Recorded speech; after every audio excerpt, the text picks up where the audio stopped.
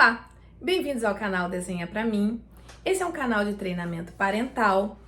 Aqui nesse canal a gente sempre conversa a respeito de questões ligadas ao autismo, a diagnóstico, a dicas em casa, né, a dicas sobre estudos, né, sobretudo de uma forma que os pais possam entender, porque a ideia aqui não é complicar, é facilitar, né, e nosso tema de hoje é falar sobre os níveis de suporte no autismo. Então, vamos lá, vamos começar. Antes, classificava-se como leve, moderado, severo. Aí, depois, teve ainda a questão do Asperger, né, que muitas pessoas falam, ainda que agora já não é mais considerado, né? E agora tudo é autismo, tá tudo dentro do autismo, com níveis de suporte 1, 2 e 3, né? E agora estou falando mais uma questão que é o autismo profundo. Vamos tentar conversar a respeito disso e entender. No meu ponto de vista, de muitos pais também, de muitos profissionais, o nível de suporte 1, 2 e 3 facilitou mais o entendimento. E não só isso, né? Ajudou nas questões de evitar o capacitismo, né? Porque quando a gente fala leve, a impressão que dá é que é fácil. Leve não é fácil, né? Leve é porque é lá de nível de suporte 1. Então, que bom que saiu essa nomenclatura, porque facilitou um pouco mais pra gente, não só entender, mas facilitar o nosso acesso às necessidades dos nossos filhos, né?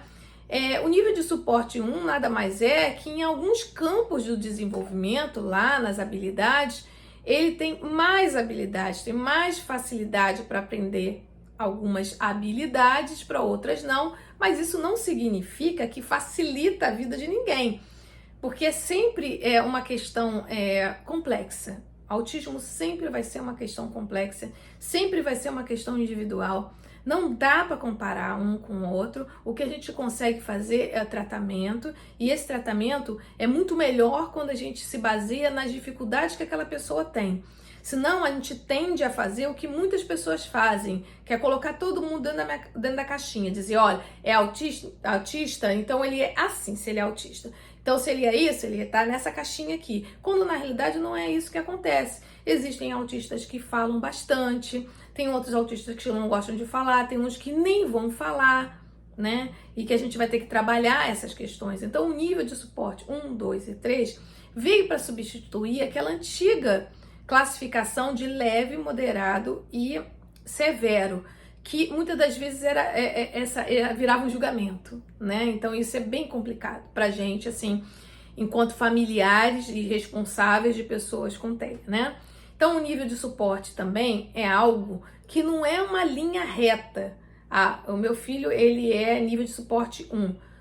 Pode ser nível de suporte 1 em algumas habilidades e outras habilidades ser suporte 2, ou ser em todas as habilidades 1. Ou pode ter os 3 níveis de suporte, dependendo do tipo de habilidade, né? O que se faz é classificar pela maior quantidade. Por exemplo, se o meu filho, vou dar um exemplo prático, tá? Meu filho tem nível de suporte 3 para fala, mas para as outras habilidades ele é nível de suporte 1. Então a gente acaba classificando na 1 e trabalhando mais a questão da 3 para que ela chegue na 1, né? O mais rápido possível e dentro da possibilidade de cada um. Tá? A gente trabalha essas habilidades, esses déficits, essas dificuldades, aí você pode usar o nome que você quiser, para que elas reduzam a sua, sejam mais,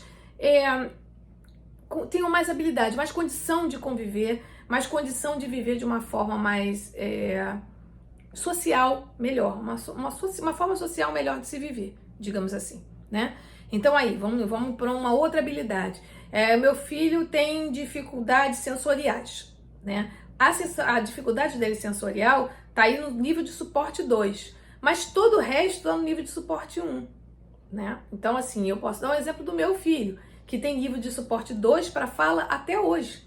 Não é que ele não fale, ele fala, mas ele não fala como uma pessoa da idade dele deveria falar. Então a gente trabalha bastante a questão da comunicação e as outras questões a gente já trabalha um pouco menos, né? Então, se eu fosse hoje classificar, eu diria, olha, ele tem nível de suporte 1 nas habilidades X, Y, Z, e na fala, na comunicação, ainda é o nível de suporte 2, né? Então, assim, isso é bom que a gente entenda, porque também não é para colocar numa caixinha do nível de suporte 1 e pronto. Não é assim, não é taxativo. Isso é algo que modifica, e modifica para melhor toda vez que você faz as estimulações de forma adequada no consultório e em casa, para que isso reflita na escola e nos outros ambientes sociais. Isso é muito importante, tá bom? Então, o que eu peço aos pais sempre, para não ficar tão preocupado com esse nível de suporte, com as novas classificações e tudo,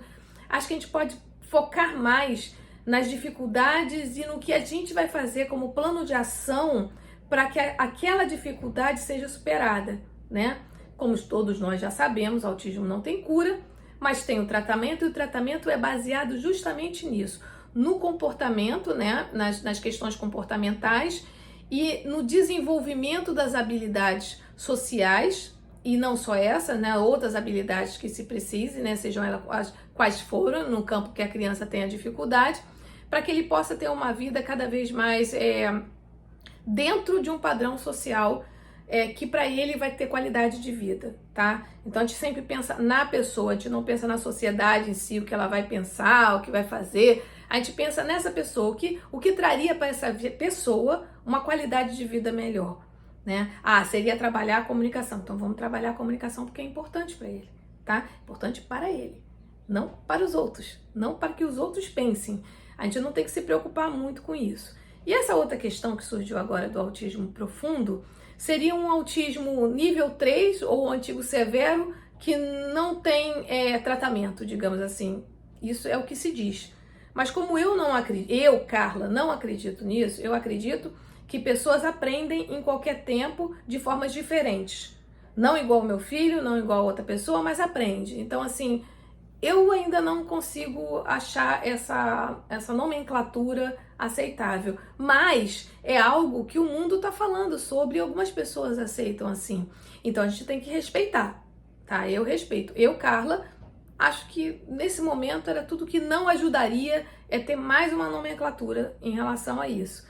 Mas eu, enquanto mãe, enquanto pessoa que estuda, enquanto profissional, eu acho um pouco pesado esse termo, tá? Eu me coloco pessoalmente a respeito disso. Mas isso não quer dizer que não possa ter. Pode, não tem problema, tá? Agora eu acho muito mais justo a questão de nível de suporte 1, 2 e 3, porque isso facilita, inclusive, a comunicação da gente com os locais onde os nossos filhos vão ser tratados, né? Na escola, nos ambientes sociais.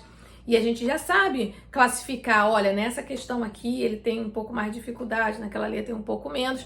E a gente vai trabalhando isso, né? É muito mais justo, muito mais humano, sabe? Então, no meu ponto de vista, né? Acho que as pessoas tinham que taxar menos e trabalhar mais nessas questões, né? Isso nós pais também, porque a gente ainda não chegou a um consenso de trabalho com nossos filhos, a gente fica muito preocupado ainda com essas nomenclaturas. Eu entendo que é para saber, a gente deve se informar, mas a gente deve mais ainda implementar mais o tratamento e acreditar que o nosso filho pode aprender, porque temos muitos casos de pessoas que tiveram avanços enormes com pessoas com nível 3 que hoje estão no nível 2 ou 1. E isso se deve muito ao tratamento que é feito dentro e fora de casa. Então, assim, esse é o meu recado aqui a respeito dos níveis de suporte.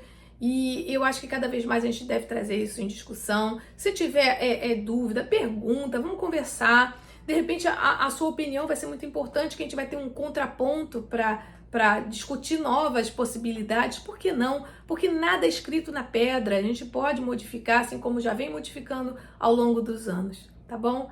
Então eu espero que esse vídeo tenha sido útil, que você tenha entendido essas questões da classificação. E se você discordar de mim, tudo bem. Coloca aí a sua opinião, vamos conversar sobre, porque a ideia é essa mesmo, tá? Um grande abraço para todo mundo e até a próxima. Muito obrigada.